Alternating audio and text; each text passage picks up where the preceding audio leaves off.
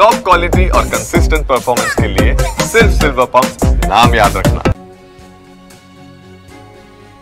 ದೆಹಲಿ ರೈಲು ನಿಲ್ದಾಣದಲ್ಲಿ ಕಾಲ್ ತುಳಿತ ದುರಂತ ಸಂಭವಿಸಿದೆ. ರೈಲ್ವೆ ಇಲಾಖೆಯಿಂದ ಈ ಬಗ್ಗೆ ಅಧಿಕೃತ ಪ್ರತಿಕ್ರಿಯೆ ಸಿಗ್ತಾ ಇದೆ.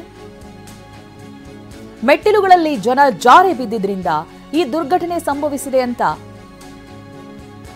ಇದಕ್ಕೆ ಸಂಬಂಧಪಟ್ಟ ಹಾಗೆ ಪ್ರತಿಕ್ರಿಯೆಯನ್ನು ಕೊಟ್ಟಿದ್ದಾರೆ. ಪ್ಲಾಟ್ಫಾರ್ಮ್ ಸಂಖ್ಯೆ 14 ಹಾಗೆ 15ರಲ್ಲಿ ಕಾಲ್ ತುಳಿತ ಉಂಟಾಗಿದೆ. ಮೆಟ್ಟಿಲುಗಳಲ್ಲಿ ಜಾರಿದ್ದಾರೆ ಜನ, ಹಾಗಾಗಿ ಈ ದುರಂತ ಆಗಿದೆ ಅಂತ ಹೇಳ್ತಾ ಇದ್ದಾರೆ. ಪ್ಲಾಟ್ಫಾರ್ಮ್ ಅನ್ನ ಬದಲಿಸಿರೋ ಬಗ್ಗೆ ಸ್ಪಷ್ಟತೆ ಇಲ್ಲ. ರೈಲ್ವೆ ಇಲಾಖೆಯೇ ಹೊಣೆ ಅಂತ ದೆಹಲಿ ಪೊಲೀಸ್ ಹೇಳುತ್ತಿದ್ದಾರೆ.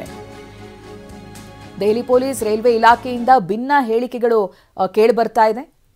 ನೀವು ಗಮನಿಸಬಹುದು ದೃಶ್ಯದಲ್ಲಿ ಮಹಾ ದುರಂತವೇ ನಡೆದು ಹೋಗಿದೆ. ದೆಹಲಿಯ ರೈಲು ನಿಲ್ದಾಣದಲ್ಲಿ 10ಕ್ಕೂ ಹೆಚ್ಚು ಮಂದಿ ಇದೇ ಕಾಲ್ ತುಳಿತದಲ್ಲಿ ಸಾವನ್ನಪ್ಪಿದ್ದಾರೆ. ಅದರಲ್ಲಿ ಮಕ್ಕಳು, ಮಹಿಳೆಯರು, ಪುರುಷರು ಎಲ್ಲರೂ ಸೇರಿದ್ದಾರೆ.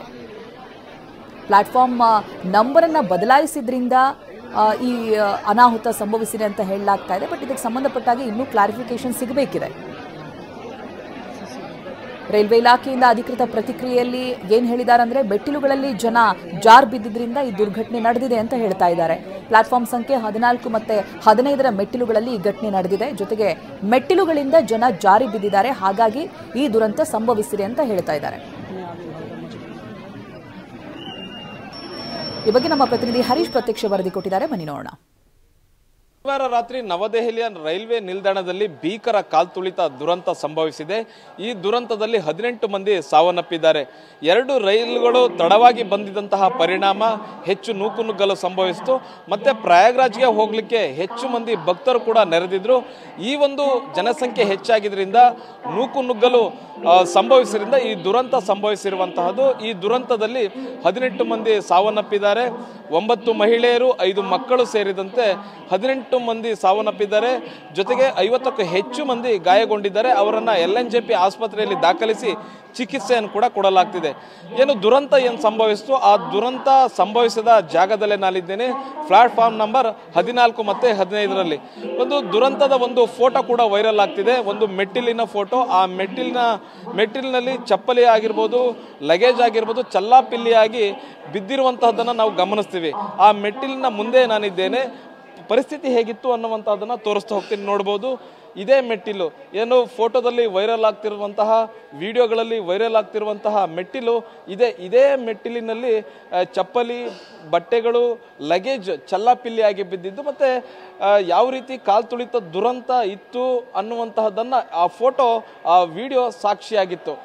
ಇದೇ ಒಂದು ಮೆಟ್ಟಿಲಿನಲ್ಲಿ ಹೆಚ್ಚು ಕಾಲ್ತುಳಿತ ಸಂಭವಿಸಿರುವಂತಹದ್ದು. ಇದೇ ಮೆಟ್ಟಿಲಿನಲ್ಲಿ ಹೆಚ್ಚು ಮಂದಿ ಸಾವನ್ನಪ್ಪಿದ್ರು. ಮುಖ್ಯವಾಗಿ ಒಂದೇ ಸಲ ಜನರು ಈ ಮೆಟ್ಟಿಲಿನ ಮೂಲಕ ಬಂದಾಗ ಕೆಲವು ಮಂದಿ ಮುಗ್ಗರಿಸಿ ಬಿದ್ದಿದ್ದಾರೆ. ಮುಗ್ಗರಿಸಿ ಬಿದ್ದವರ ಮೇಲೆ ಜನರು ತುಳ್ಕೊಂಡು ಬಂದಿದ್ದಾರೆ. ಆಗ ಭೀಕರ ಕಾಲ್ತುಳಿತ ಸಂಭವಿಸಿರುವಂತಹದ್ದು.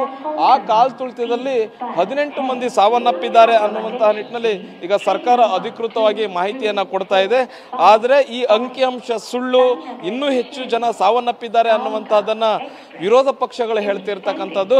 ಸರ್ಕಾರ ಸತ್ತವರ ಗುರುತನ್ನ ಬಿಡಬೇಕು, ಸರ್ಕಾರ ಸತ್ತವರ ಗುರುತನ್ನ ಬಹಿರಂಗ ಪಡಿಸಬೇಕು. ಯಾರು ಸತ್ತಿದ್ದಾರೆ, ಅವರು ಯಾವ ಊರಿನವರು, ಯಾವ ಕುಟುಂಬಕ್ಕೆ ಸೇರಿದವರು ಅನ್ನುವಂತಹದನ್ನ ಸ್ಪಷ್ಟವಾಗಿ ಗೊತ್ತಾಗಬೇಕು.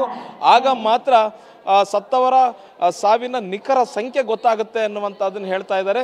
ಆದರೆ ಸರ್ಕಾರ ಇದುವರೆಗೂ 18 ಮಂದಿ ಸಾವನ್ನಪ್ಪಿದ್ದಾರೆ ಅನ್ನುವಂತಹ ಮಾಹಿತಿಯನ್ನು ಹೇಳಿದೆ. ಮತ್ತೆ ಯಾರ್ಯಾರು ಗಾಯಗೊಂಡಿದ್ರು ಅವರನ್ನ LNJP ಆಸ್ಪತ್ರೆಗೆ ದಾಖಲಿಸಿ ಚಿಕಿತ್ಸೆಯನ್ನು ಕೂಡ ಕೊಡಲಾಗ್ತಿದೆ. ಕ್ಯಾಮ್ರಾ ಪರ್ಸನ್ ಅಜಯ್ ಜೊತೆಗೆ ಹರೀಶ್, TV9 ನವದೆಹಲಿ.